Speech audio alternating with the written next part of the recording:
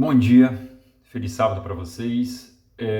Bom, em razão das chuvas, as programações na igreja foram canceladas, mas eu fiquei pensando o seguinte: poxa, por que não a gente acabar fazendo uma pequena revisão da nossa lição dessa semana e que tem um título muito interessante: Pacto de Amor.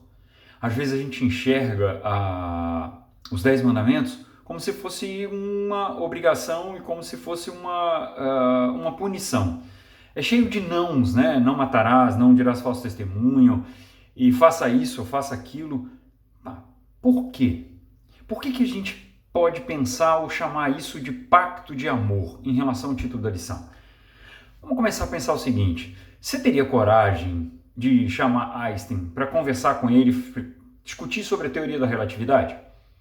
Ou, de outra forma, você pararia para chamar Bill Gates para ensinar a ele alguma coisa a respeito de programação de computador?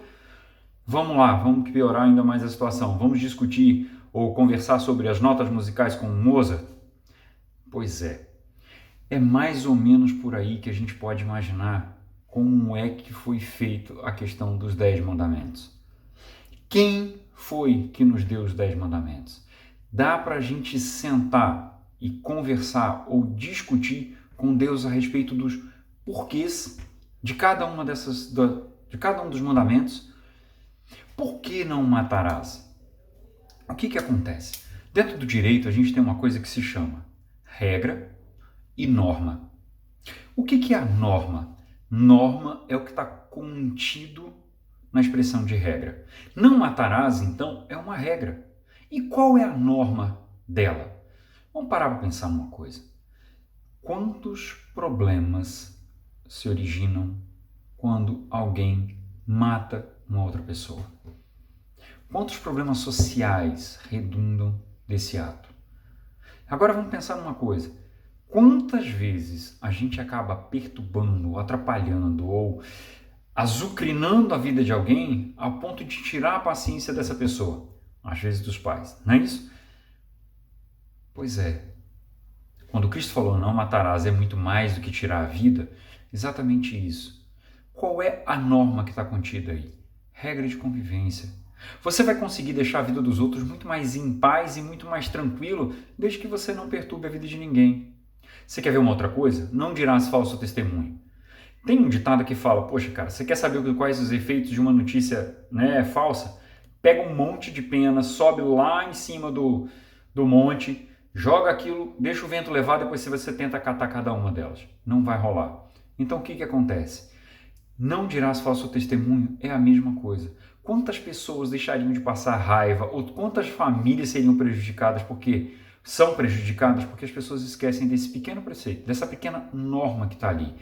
Não dirás falso testemunho não é só mentir para o pai e para a mãe. É você pensar nas consequências daquilo que você fala. E aí, eu quero chamar a atenção para outra parte. Porque Deus colocou, do primeiro ao quarto mandamento, as regras de convivência nossa com Deus, e depois do sexto ao décimo, as nossas regras de convivência entre sociedade. Então vamos lá, vamos para os primeiros 4 mandamentos. Por que adorar a Deus sobre todas as coisas? Porque foi Ele que nos libertou. Só por isso já bastaria. Mas vamos lá, quando a gente esquece de colocar Deus em primeiro lugar, o que é que acontece? Geralmente o nosso coração, a nossa vontade vai para primeiro lugar. E a gente sabe como que é isso. E aí vem o amor ao dinheiro, e aí você tem o amor ao esporte, ou você tem o amor ao videogame. Certas coisas, quando a gente coloca Deus em primeiro lugar, essas coisas naturalmente se afastam. Você acaba conseguindo conduzir a sua vida de forma muito mais agradável e muito mais tranquila. Não é à toa que Deus sabia o porquê de cada uma dessas regras. Não foi à toa que ele nos ensinou. E o simples fato dele colocar não matarás, não adulterarás, não dirás falso testemunho, não cobiçarás, não terás outro Deus diante de mim. Por que isso? Ele sabe o porquê. Todos eles estão baseados no amor dele para conosco. Olha só, em resumo, presta atenção. Eu te amo e vou cuidar de você. Em segundo lugar, cuidem-se uns dos outros. Não faça mal ao teu amigo, não faça mal ao teu próximo, não faça mal a ninguém.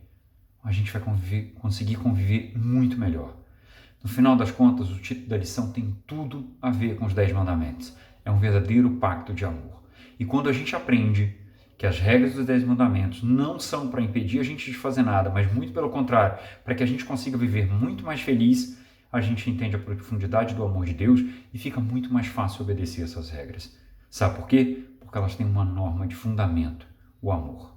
Valeu, galera. Um grande abraço para vocês, um ótimo sábado e na presença de Deus. Um grande abraço.